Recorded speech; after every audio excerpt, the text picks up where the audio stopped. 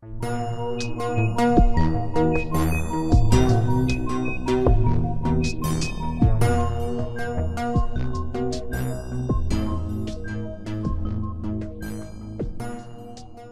to World Revolution, a podcast where we take hobbyist, cult, or otherwise unknown role-playing games absolutely seriously. I'm LeeRoy Lewin, and you probably know me as an eccentric and contrarian on Dead Genre Chronicles. I love small games, so I wanted to make a podcast where we talked about generally unrenowned independent games. My co-host is the illustrious John Thayer, and I'll let them introduce themselves. Hi, my name is John Thayer. I make games you can play on farawaytimes.com, and I'm here because I also like talking about small games. Yeah, there you go. The game this month was Middens, a surreal RPG released in 2012, where a player explores a surreal landscape while interacting with denizens of the void. It was developed by John Clowder, not to be confused, also known as Takamo. Their devlogs could be found on Uboa-chan, a Yume Nikki fan board, showing a direct line of influence, or, it's not a Yume Nikki fan game, but they love Yume Nikki, obviously. And, so you're pretty mixed on the game, right? Yeah. You can sum it up like that. Yeah, I think that's okay. I'm interested in kind of dissecting both of our reactions to it so that we can kind of paint kind of a bigger picture of the story through both of our lenses. I was really excited about it at first only because... So a pet project I wanted to do since I played Yume Nikki, I was like, what would be so cool is if Yume Nikki had random battles. That would just be awesome. And then, after playing Middens, I was like, well, actually, that doesn't automatically make it awesome. Like, because at first I was like, oh man, this is like the exact kind of idea I want to implement. And I'm really jealous of this kind of atmosphere they have going on. And then I got a couple hours in, and I'm like, oh, I'm really bored. This is really boring. Okay, good. I'm glad that my experiences are kind of make sense there. Right. Well, but I went the 9 yards. I genocided everything, I guess you can. Good, because I didn't. Yeah, so I'm glad one of us did. Anyone who's listening, I recommend not doing that, because that was it took like close to 15 hours. What? Yeah. Okay. Oh shit. Yeah. So okay. You know how the ending changes when you get 70 nothings, right? Uh-huh. Yeah, I got 320 nothings. So I didn't know there were that many nothings. There's a lot. Hey. I beat the game with like 45 nothings. Yeah. I beat it in like 3 hours. So I saw someone else. It was on rpgmaker.net, and they described how they played the game, which was just they walked through the game, and whenever, because there are enemies that are aggressive in the void, and whenever they got aggressed on, that's the only enemies they killed. They call it quote unquote pacifist. There's no such thing in the lore. It's not how the game works. But I would recommend playing the game like that rather than trying to track down every single denizen and kill them, because it takes a long time. There's a lot of them. And it's not very rewarding. No, but I did it. It was an experience because I was extremely, extremely sick while I did it. Like, I was running a fever of 100, so it wasn't terrible, but I wasn't feeling great. It reminds me of... I played all of Suikoden 2 with a hand injury, basically. I could only use one hand. A very miserable experience. But then I played all of it. Oh. Alright, so I think another running thread for World Revolution is, was he going just the extra 9 yards for the story, and then me just being like, yeah, I played it for 3 hours, and it's, nah. That shouldn't happen every time, but, yeah. I figured I needed to be honest to my, natural playing style, how I would experience this story. Because I didn't just, because I didn't do the pacifist route, like you said. What I did was just, I fought everything I could, and then when I was able, and then after I got about 35 nothings, and then I was like up to 30, and then I was like, let me do more so that I can get more of the experience, and I got to 35, and I was like, I'm done. And then I went and finished the game up. So, and then that meant that I didn't really get a super intimate connection with the spaces, because you can wipe out 30 nothings worth of enemies without moving around very much. No. Exploring it is actually really rewarding. It's... Mm-hmm. Although I want to say it's a beautiful game, but it's an ugly game, right? And it shows off its ugliness probably more often than trying to capture your breath. It's a very different beast than Yume Nikki, actually, in that regard. Yeah, like the ideal way to play it would have been do what I did with Yume Nikki, which was where I kept kind of a diary, where I just where I explained like, oh, I went here, and then there's this connection to this spot, and actually trying to build up a mental map of the spaces. I didn't really do that. I think the last area I kind of explored for a while was the subway, which I found pretty resonant, but I never developed like a relationship with the space like I did with Yume Nikki. That well, so I mean, I mapped through all the areas, and it's actually it's a lot more comprehensible than Yume Nikki, and there's like hub areas, and they all connect to each other, and they reconnect to each other, but you can kind of map it out without, like, if I would play Yume Nikki and I tried to map it out in my head, it would be extremely difficult. But I was able to do it. I needed a notebook. You needed a notebook, but I was able to map out Middens in my head while being very sick, and actually I felt, but I felt the mental strain. It's not an easy to navigate game, but it's comprehensible. It's kind of has like it reminds me of Dark Souls 2, because what happens is you go all the way to the end of somewhere, and once you get to the end, it punts you back to the beginning. And you can find like a couple paths you can just go all the way down, and then you end up back in the beginning. Yeah, versus Yume Nikki, which is like a 6-hour Phantasy Star 2 dungeon. I mean, if you can end up back into the hub in Yume Nikki, that'll take like 4 hours of walking around. Oh, it's so good. I think Yume Nikki does funnel you like usually into the hell area, but then like navigating the hell area itself is just like extremely taxing. Yeah. Absolutely miserable. Just unpleasant in every way. In the very affecting thematic way, but goddamn, it's rough. So I guess we have to talk about Middens' battle system, and it's bad. No. There's one good part. I can the best part I like about it. It reminds me of when I was talking about Paper Mario, and this goes beyond Paper Mario in that Middens uses its own verbs and nouns. Basically, it retextures all the. I don't remember what they use for HP and MP. It's like nerve and brain, or it's not brain. It's something like that though. Nerve and pulse. I got it. And so it has this kind of it tries to set these emotions out with its verbs and nouns, and I like that a lot. I like how the damage is it's not like fire and water, because that's boring. It's rift, choleric, supine, melancholy, and sanguine. And I liked those touches. I liked how it had like these poetic aims. Yeah. And his game actually tried to do that with the cold shoulder and fuck you attacks, which I felt pretty good about. Yeah, that's cool. Yeah. Yeah, but actually playing Middens is kind of boring. But I don't think it's not exceptionally boring in my opinion. It's about as boring as Persona 5, which for most people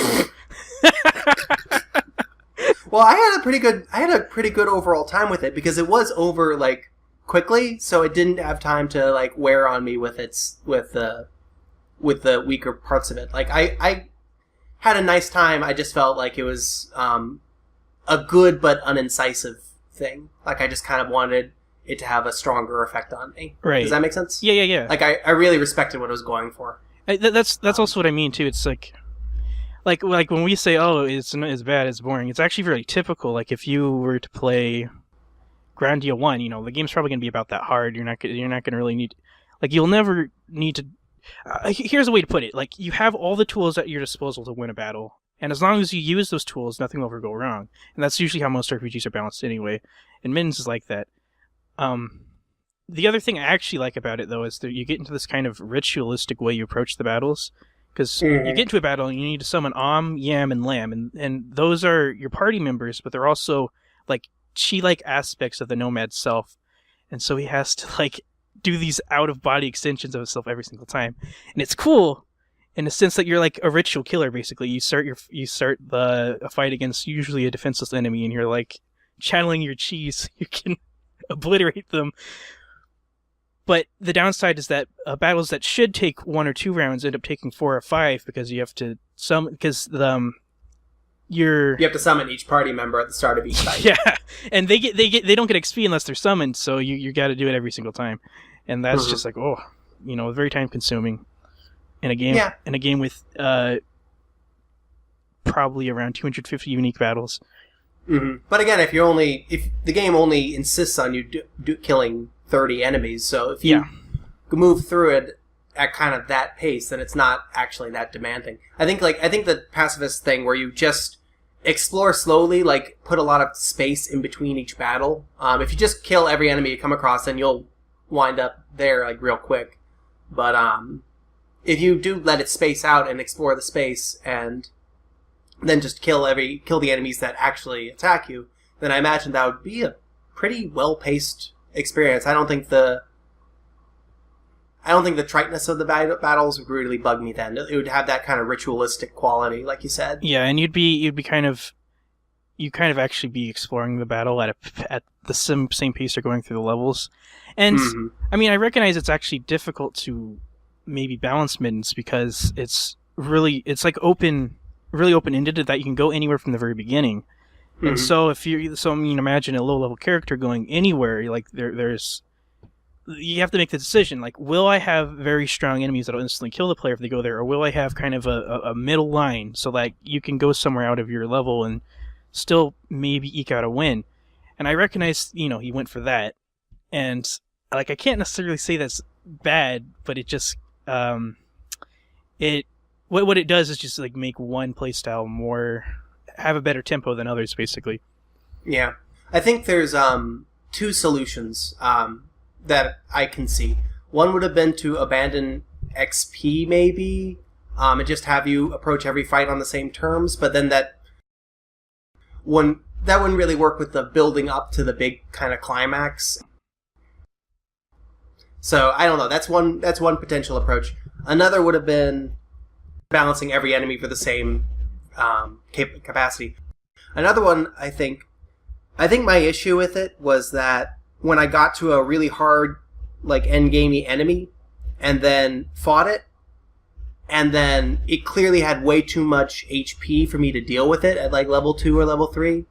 But its attacks weren't fatal. Proportionately. Like, it dealt pretty piddly attacks, but I was able to... But it took way too long to kill, so I wound up fighting this thing for like 8 minutes, waiting for it to die, while being able to heal myself. And I'm just like, should I just quit the game and go fight elsewhere for a while? Like, I think what it really needed was just to make the enemies like really lean into the idea of, hey, you're going to fight some enemies and then die. And then some of them are going to be way too strong for you, and they're going to kill you. And I think that would have appealed to me more.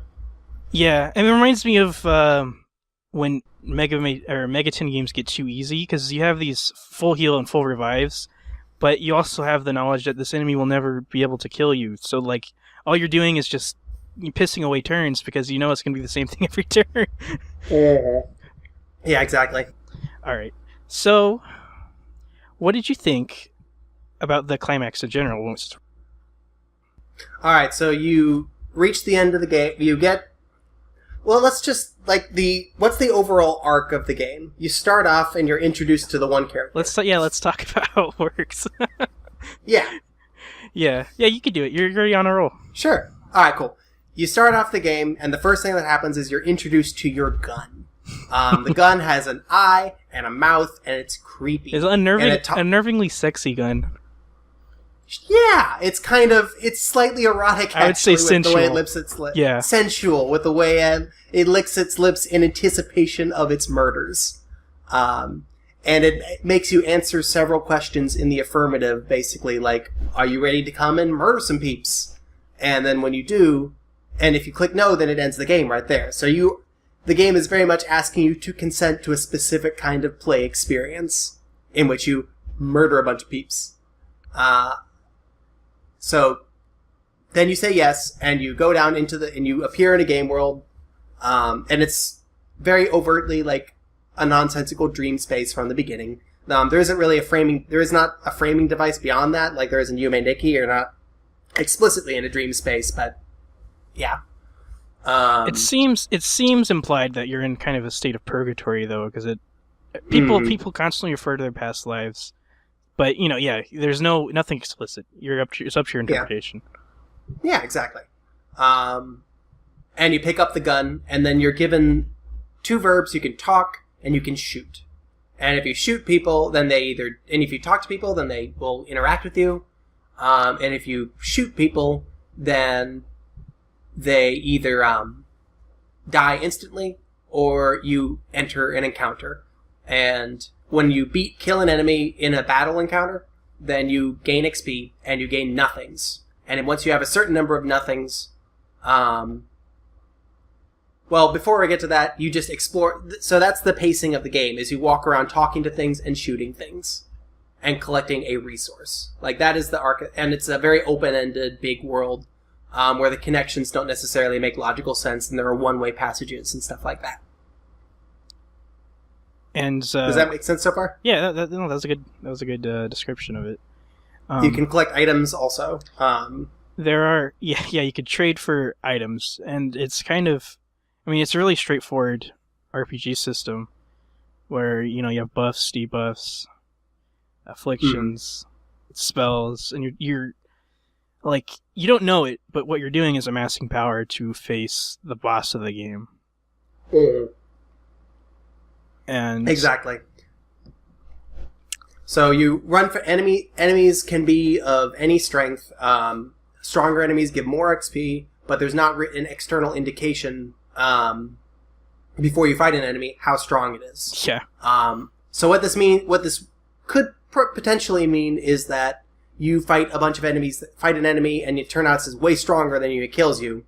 But in practice, you get through kind of a rough early game for the first half hour or so, and then once I collected a little bit of power and figured out sort of the ritual to the fights, I progressed through every other fight pretty much effortlessly.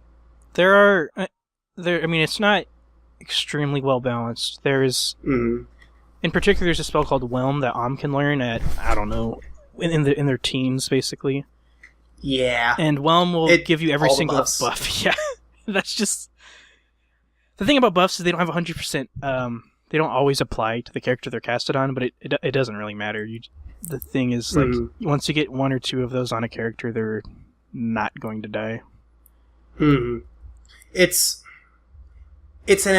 really ambitious in the sense that it has a ton of these kind of interacting systems. You have MP also, which is whenever you summon one of your familiars or chi familiars, then they get all of their MP restored. So really the only resource that matters is the avatars, the nomads MP, which gets healed at every save point.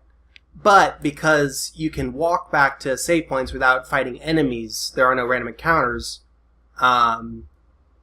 then all that means is that you fight a couple enemies and then run out of MP, walk back to the save point, walk back to where you were, fight more enemies.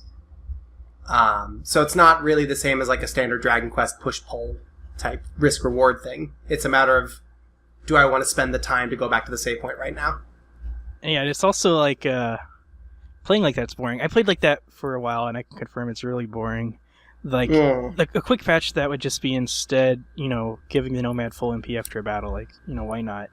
If the save point, if there's nothing like in the way of going to a save point every time, and then it's like effectively the same to give them an MP restore after battle, because at any time you can be in that state of going back and getting the full MP store, right? Yeah, exactly. But what you can do instead of going back every time, because at some point I was like, I'm not going to go back every time. You can just press forward until you find another save point and then start fighting there, which is more interesting. But it's still like one time though, I did walk into a one-way room where enemies were blocking my path. And I just realized you also have a third verb, guitar, yeah, which sometimes makes some stuff happen on the screen. It's basically if there's an obvious obstacle blocking your way, then you want to guitar it away. Which is cute. Yeah, I like the guitar playing. I really like it. It's like, I thought it was nice. Like this game is ugly and revels in its like violence, but then the Nomad also plays guitar for some reason. It's just like this suspended tragic moment or whatever, melancholy. It's cool, but yeah, it's a moment of calm. But it's not used for anything except to like get rid of tentacle barriers. Pretty much. So it's a cute weird inclusion that I appreciated. It reminded me of the Yume Nikki effects. Yeah. That how they were usually just there for flavor, but then sometimes were useful in the world. Well, I mean, yeah, it has it's like a very video gamey result to this, like, oddly noble thing, but. Mm-hmm. Yeah, it's like it's a lock. There are locked doors, but you have the guitar from the very beginning. So it's not like lock and key design. It's a lock and key where you're given the key at the very start. So it's not. So it doesn't really annoy me. It's still completely open ended. Yeah, it's not. It's just like I kind of wish the guitar had more interactions. Basically, if like you could play it for certain creatures, or you could, if it came relevant at other times and functioned like a guitar. But yeah, I still like it. It wasn't relevant during the. They have like a tutorial for it, but then it's not relevant in the climax at all. So it's kind of a setup without really much payoff. Yeah, it's like it just kind of for how thoughtful of an inclusion it feels like. Yeah, it's just kind of just pushed to the side. Yeah, it's cute though. I'm glad it's there. So yeah, you walk around, you explore this Yume Nikki world, killing whenever you feel like it, and then sometimes you're forced into it, but kind of rarely. And then once you collect 30 nothings, the gun, which you've been using this whole time and which introduced you to the game, and is also kind of the only character. There are actual more cutscenes where Genie will talk about. Is that the name of the gun? Yeah. Genie's actually named the gun. That's only in the sequel, cool. though. Weird lore. I haven't played it yet. Yeah, I haven't played it either. I just know from reading people's reactions online. But anyways, Genie will talk about just pose weird ethical questions to the player that usually have nihilistic conclusions, or they'll talk about killing or whatever. Like those are the only like narrative thematic interactions in the game. Because you could talk to NPCs, but they don't. They kind of just they don't really say anything interesting like ever. Yeah, that was kind of my vibe. And there are a couple where maybe they're kind of pointed and they kind of reflect on some kind of anxiety someone's feeling, but they're usually purposely dull. Like someone will comment on maybe they left their oven on or not, and I could see the dissonance they're going on for because you're exploring around this place, and then these these like collages and Cthulhu-looking things are commenting on very mundane stuff. Like maybe it's like say in Outa, like maybe they're like these people are all normal, but you can't see it. I don't know. I mean, I don't know what it's trying to do, except I didn't really feel like it fits. Yeah, it might be doing the they look like monsters to you, Silent Hill 3 thing. Yeah, that's what it kind of seemed to have an undercurrent of that, but it's not. There's an enemy in the climax called Serial Killer. Yeah, and I'm like, okay, is that what you're going for here? There's no attempt in trying to pull any of those strings together, so I think the game would have been better served actually with no dialogue from the NPCs. It would have been stronger than very subpar, distracting dialogue, which is a stance I usually don't take, but it didn't like help. And this game actually doesn't need any dialogue beyond when the gun talks to you. There are just so many kind of moving pieces in the game. There's the dialogue, there's the fighting, and the fighting has 4 party members, each of which have upwards of like 16, more than that, like a huge number of skills each. And there's the framing device, and there's the exploration, and there's experience. It seemed like there was just a lot of pieces that don't really feel incisive to me. And I think the dialogue is one of the ones that, the non-gun dialogue is one of the things that could have been easily sacrificed. Does that make sense? Yeah. Because like I said, it doesn't feel like my gauge for this stuff is like Katamites' Magic Wand, where that game is tries very hard to remove any possible through line to the RPG experience and just be kind of as trite as possible, like in a very deliberate way. Like it doesn't let you invest in the exploration, it doesn't let you invest in it has dialogue and fighting, but it doesn't let you invest in any of it, and the overarching story ends very anticlimactically. So this doesn't feel like that. This doesn't feel like it's going for like complete non-resonance deliberately. It just feels, I think the thematic stuff with the gun is actually real strong. It just isn't very incisive due to things like I don't really know what the dialogue adds to the ideas that are there, if that makes sense. Yeah, that makes sense. It doesn't. Like I said, the best read I can give it is something like, ooh, I don't want to spoil Nier for John. But anyways, I'll leave it at that. Okay, yeah, don't spoil Nier for me. I'm really excited about that game. I didn't spoil it. I didn't spoil cool. any of it. Don't worry. I'll just say it. Like, people who know Nier know what I'm talking about. That's all I got. You know, it works like that. Yeah. And, so... 30 nothings? 30 nothings. You get might as well. the gun tells you, hey, you can shoot yourself in the head at any time. Hey, let's put a content warning on this, by the way. Yeah. We could do that. Yeah. And that enters the endgame area. It's kind of just Persona 3 edgy, too, because that doesn't... There's no reason the Nomad has to transfer himself into his mind world that way, except that it's shocking, because the game's not really about the Nomad's depression, really. Mm-hmm. It's not really about his internal pain, not really. So it's just kind of crass, but Yeah. Again, it's one of those things that just contributes to it feeling kind of unincisive. Like, how does this contribute to the overarching story, which is pretty straightforward. With the gun, the arc with the gun is pretty straightforward, but yeah, I'm excited to hear you. So I think that generally, that it could have just withstood some editing to punch up the story that's there, Yeah. I can agree to that. The endgame area, I didn't really explore it. I think it was pretty linear. I'm not positive. There might have been more branching than I realized. I tried to explore it. How it works, I missed some areas. But how it works, there's just a straight line, and you can go down different paths that end in dead ends. And that's it.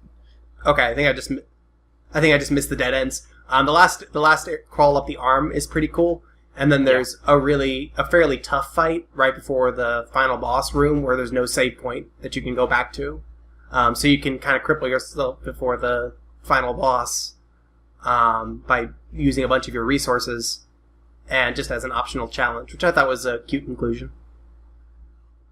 Yeah. Well, in those rooms there are also optional fights there, but not all of them are difficult. Some of them are difficult. Yeah, but throughout the end game area there are save points. It's just that one is the one that's before the final boss and after a one-way passage. You can't walk back off the arm. I'm pretty sure. Yeah, you can't. And I'm going to do a strange pull. I played Final Fantasy Dimensions, and there's a part in that game where you actually end up in a cleft between time. And in the cleft between time, you fight manifestations of I want to say 7 deadly sins, but it's not really like that. But it's something like that come out of the party members, and you fight what the demons they've been struggling with the whole time. But when you exit Nomad and Middens, you just fight kind of arbitrarily named things, serial killer and Behemoth, and they're almost reaching at something that has to do with the id of a person, but also not really. And I was confused at what is this whole area trying to do, and I'm not sure. I mean, I'm not sure if it really coherently nailed anything about the Nomad, but again, the ending with Genie is still really good. Yeah, I just don't. I think they probably could have just gone straight to the ending with Genie when you exit Nomad. The area before that just felt like more an extension to the rest of the play experience. Yeah, a straight creepy line to Genie would have been great. Yeah. Genie, that last fight's cool. That's some of the sharpest there's really good. Everything Genie says is good. That's where a lot of the meat of the game comes in. It textured a lot of stuff I was thinking about while playing the game. Yeah. The beginning is very strong. That stuck in my head. I sampled when I turned on the game. I think after reading the Zeal article, that was the first Zeal article was on Middens. Oh, really? Yeah, it's pretty cool. See, that's funny because I know this game from Arcade Review article. And it's from the second issue of Arcade Review. So it's been written about twice in arts magazines. That's cool. And now it's the start of our podcast. a new tradition is born. But okay, so one maybe a standout thing is weird to explain it too, but that Genie talks about a concept of karma, but they don't mean it like do a bad thing happens to you, do a good thing happens to you. They mean it like inevitability or destiny. They mean it like everyone dies and that's karma, which is a weird interpretation of karma I've never seen before besides this game.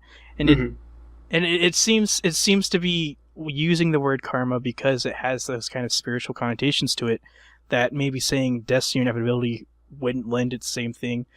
And basically, like, Genie worships death, and that's why it references karma so much. But I mean, Genie's a gun. Like, what else do guns do? Yeah, of course it references death. Yeah, the last boss fight is pretty challenging, although I think it's still, like we're talking about, if you do the right... I mean, if you just use your tools available, you're not going to lose it. Yeah, exactly. But I mean, it's the first enemy that actually did a lot of damage to me, so I was like, whoa. Yeah, that was my experience. It was like, hey, this is... And you played it with the level 70 version of the fight. Is the visual design different? So did you fight Genie twice? Yes, I did. Or just one time? Okay, so then it doesn't change that much. Okay. I think you've... I mean, it's pretty much the same. The only difference between the two endings, and I don't know which ending you got actually, because I'm not completely sure on the triggers, but there's an ending where Genie kills the Nomad, and there's an ending where the Nomad just lives his life in the Rift. Okay. So it's basically the Dark Souls endings, actually. It is. I got the one where Genie is floating in a pool of the Nomad's blood in a CG. Yeah. So yeah, this is the one where Genie kills Nomad. Gotcha. I didn't see that, but that's. So a funny thing, one thing that tripped up other reviewers is the ending where Nomad lives and not Genie. This is called Genie calls it the pacifist ending, because when you're fighting Genie, they say, "Oh, you're a pacifist," and I think it's just like a joke because I've killed 320 Rift denizens at that point. I'm the opposite of pacifist. But a lot of people read that and they think it's literal. Like, what is that? This game's definition of pacifism? Is killing all these people actually pacifist? Yeah. But no, to Genie, who worships death, they think the only way to save a person or their ultimate destiny is them dying. So so that's like his warped definition of pacifism, but it's not like it's not a pacifist ending in the way you'd think about it after playing Undertale. Yeah, and yeah, it's not even that kind of game. No. Yeah, it's weird how much Undertale colors all of the all of these shameplay weirdo murder RPG Maker games. I saw people bring up both Undertale and Spec Ops. Have you played Spec Ops? No, I haven't played Spec Ops yet. I don't know. It's not a big spoiler. I'll just say Spec Ops lies to you. It says you're doing a good thing, but you're doing a bad thing. Yeah, I know the gist of it. Yeah. I think somebody's imagining things. Never mind. But honestly, when you play Call of Duty, you're doing a bad thing. You should already know that. But I'm sorry. The discourse around Spec Ops is always just like, oh my god. But anyways, yeah. I saw two reviews. Not to say a lot of people. I saw two reviews that compared Middens to those games, and one of them called it a complicity sim, which is a word I never heard before. Oh, what's interesting? Complicity sim, as in it simulates complicity, right? Okay, that's actually excellent. yeah. That was an interesting word, and it would be appropriate for a game like Spec Ops where it lies to you, but Middens is consensual. At the start of the game, Genie asks you if you want to kill a bunch of things, and if you say no, you can't play it. You don't play it; it's over. So that's where I don't think Middens is that kind of game. It's not trying to do a commentary on. It's not a commentary on whether or not you kill things in a video game, because the game doesn't function unless you kill these things. And it's not trying to trick you into killing them either. It says, we're going to kill a bunch of things. Yeah, I think I'm just coming off of... This game got me thinking... Alright, so let's get to your reading soon. I think... I'm in the middle of it. This is part of it. Okay, go for it. Keep going. I'm doing it organically, but what do you got to say? I can wait. Well, my initial reaction to the game, I played it for about an hour and a half, and then I played it for like an hour and a half yesterday and finished it. But after that first hour and a half, I immediately loaded up RPG Maker 2003 and started making a game. And I've spent probably like 8 or 9 hours on that since. Yeah, that's power. That's a good reaction. I think that's a positive review right there. But it was like a visceral. Oh, I could do this better. But pretty much. So it got me thinking of kind of what I wanted, and I wanted punchy dialogue that has impact. So I started with like a clear setup, not lying, but just like with you as an explicit villain, but just you as the protagonist also. Not doing the finger wagging thing, just having the story where, oh, you are playing as a villain in this story. And then I plotted out 10 bosses that were distinct, and then made them also do a lot of damage, and gave each person 4 abilities instead of 20, and then not level up. So that's that. I wanted to. So my reaction to Middens was, I want this to be still. I like the open-endedness. I want every part of it to kind of punch harder, and I want the fights to be really short and impactful, and kill you a couple times before you figure them out. You want to struggle, right? Yeah, I want it to be a struggle to do something bad. Yeah. That is where I'm going to get to my reading of Middens, though, because there is no struggle in Middens, and that's interesting. And it's, it is a bit. There's 2 words I'd use to describe playing along with Middens. I decided it's boring and it's bullshit, and I'm not going to say it's like that on purpose. I'm just going to have like an interesting reading accompanying that. Go for it. Well, okay, let's start from the killings, The appearance of killings in Middens, it's never framed as a thing you're doing that's good. It's not a good thing.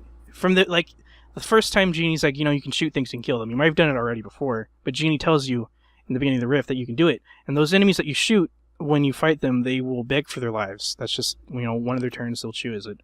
And so, your first encounter of this mechanic is ugly, and there's not really any goodness to it. And so that's what I was saying to the person who thought it was a complicity sim. Even though it's like every other video game where you go around and you kill the monsters, there's not a lie to this game. You're an interdimensional serial killer, and you're going along with Genie, and that's just what you do. Yeah. And so Genie throughout the game gives anti-respect to life, and he kind of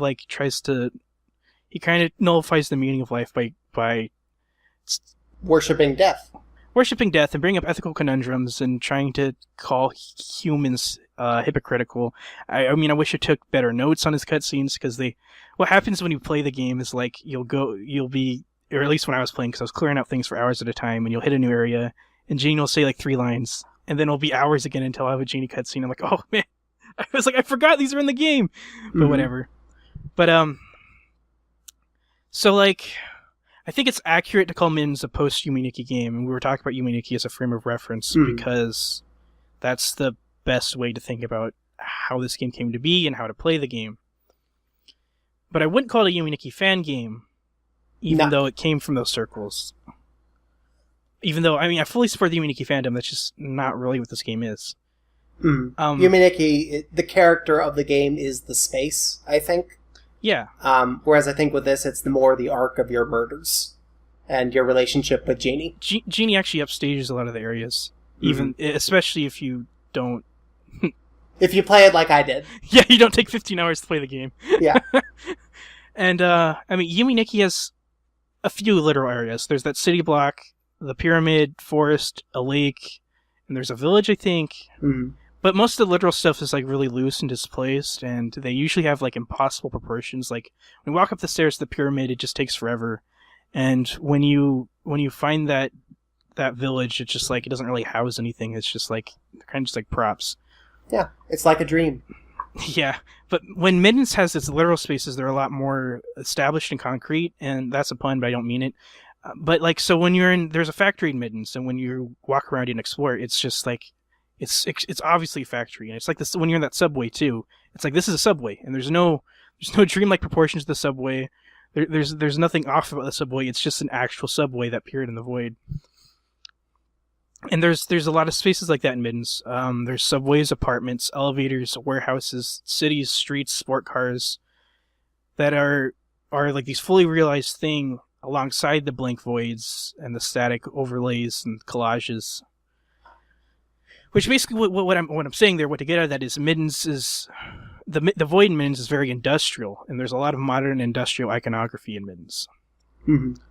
Now to go back to Yume Nikki, the game Yume Nikki just doesn't feel masculine to me at all, which that's kind of obvious because it's about Madotsutsuki and it's centered around her pain in navigating these spaces that are like represent her dreams, right? Yeah.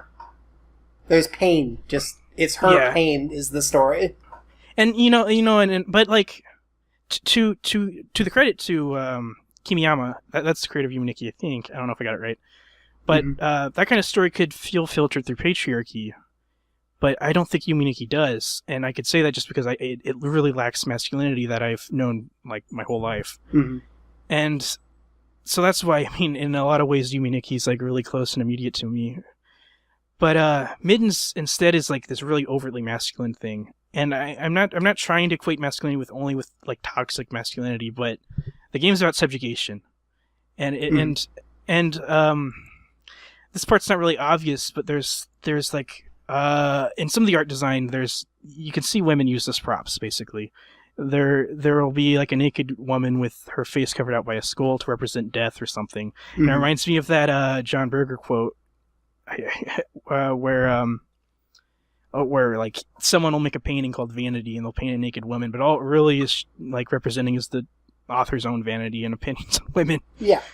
But so like probably the most, I mean, the obvious example is this is the second form of Genie has a woman draped over the barrel of Genie's gun. Mm-hmm.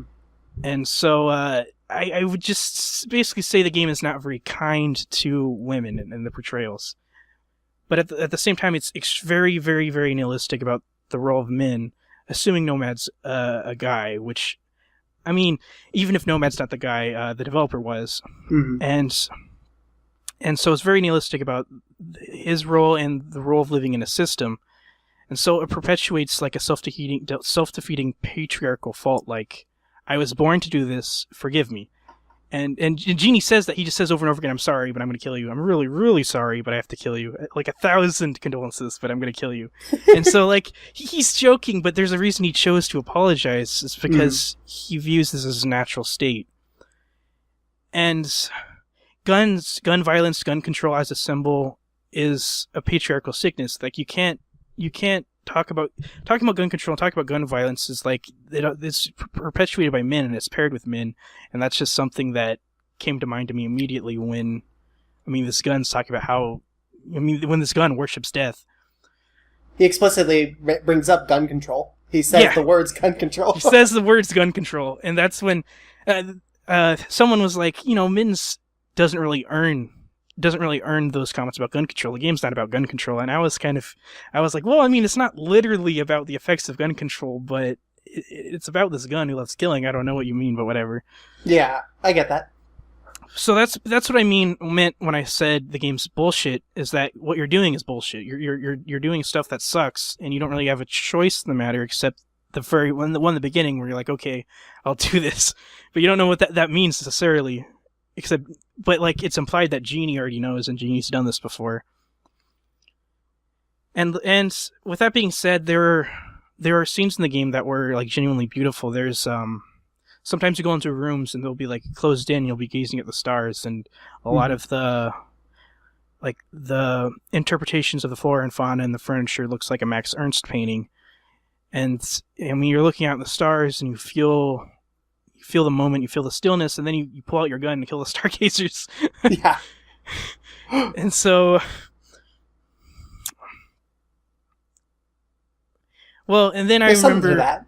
Yeah, there's something to that. And I remember what's like, Genie talks about gun control at the beginning, but what shocked me was actually Genie's speech at the end. And I don't know if you got to read this, because this is when Genie's dying. They say, unbreathable air, water that does not quench, food that does not nourish, love that does not please or inseminate, even last words ring hollow. Life has lost its luster. The mind commits all it learns to a tomb. So I did get to read that, yeah. You did get to read that? Yep. So they say, yeah, I like that, because I mean, it was just like a literal affirmation of Genie's nihilism, in that this gun is not happy with its role. And it has probably never been happy, but it's a gun and can't do anything else. But before I faced Genie at the end, I felt, I mean, when I see all these modern, dingy industrial spaces, I was already thinking about, well, and also, the game's like, kind of sucks to play. I was thinking about, like, modern nihilism that has to do with industrialization. Like, I was thinking about climate change, and how we can't do anything about it, and all these just monstrous industries and machines are just booming, and there's very little we can do about it, I guess, in our current system. That kind of structural nihilism is what I was feeling personally before I read Genie's speech, and then I read that echoed back at me, and I was like, oh wow, I was like, maybe they actually were going for something there. It's like a feeling of not being connected to these industrial environments, basically. Mm. And then just that feeling of being dissatisfied with a role that was kind of thrust upon Genie. Yes. While yes. also taking a kind of sick glee in it, and doing nothing to step outside that role. Yeah. Yeah. And so, like, I mean, Genie's basically a reactionary or some gleeful troll on the internet. That's basically what Genie is. And what Genie represents is a meaningless revolution. And I say that like a bold italic word, but a way to there's another like, or Danganronpa basically is a game that's about a meaningless revolution, where the nihilistic trolls actually change the world to something worse. But so like I faced that, and I felt a renewed responsibility to not perpetuate violence like that, to not be this tragic existence that can only hurt. And Middens is really effective at eliciting like this revulsion to ugly impulses that cause people to be, spiteful trolls, but then has no imagination on how to be good, and that's basically it. Like there's, it's difficult to glean a lot out of it, but it's also very impactful. Yeah, I think it's a very pointed, or rather, it's kind of aiming to be a pointed vision of that kind of despair, that kind of just. Yeah, I think that's a good read. I think that's a solid reading, and I don't think it needs to necessarily uphold something to still be impactful in that sense. I think that's really valid. It doesn't need to uphold or condemn anything. It's just what I think is like, if someone agrees with Genie and plays Middens, they're gonna get something way different out of it, and that's interesting. But also, that's like where I'm like, where basically I wouldn't make something like Middens, right? But it's still very interesting game. Mm-hmm. Yeah, thank you. That I was kind of hoping going in that I'd get a little more out of the game just from hearing a good reading, so that helps me. Yeah, I mean, there's a good chance there's some people, a couple of you out there have probably already played Middens and were like, yeah, but what was it about? I mean, yeah, I can guide you along there. Cool. Yeah, that's kind of where I was at. I was like, that ending seemed like it was kind of going for something. I was bored most of the time. But I would like to know. I would like to know a little bit more there, because it'll help me appreciate the game more. Yeah, glad to help. Yeah. So that's good, because it means that Middens is not just like shitty Yume Nikki. It's not a shitty version of something else. It is its own thing, and it's going for its own thing. And maybe it doesn't quite get there, but I understand why the game connected with a lot of people, because it did connect with a lot of people. I posted about it on Twitter, and while I was finishing it up, and quite a few people was like, "Oh, I love this game so much." It's also striking, right? It's visually incredible in battle, at least when you first I featured it. Yeah. Oh yeah, and on the environments. You're right. Whenever I was playing it, and Anna walked by, they said straight up like, "Oh God, that game's fucking gorgeous." Yeah.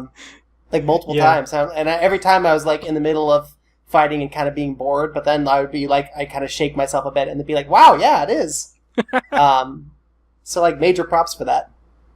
Yeah, before I played the game, I featured it in my visual essay about rpgmaker games, because it is straight up in the tradition of like surreal artists. I name dropped one, and I can't name drop a lot because I'm actually not smart on the name dropping, but it's in that tradition, and it's really good at collage art and like pulling together disparate parts of society and culture. And yeah, the reason why I'm able to talk so much about it and say it has such an impact is because it actually has a very conscious and pointed aesthetic ability.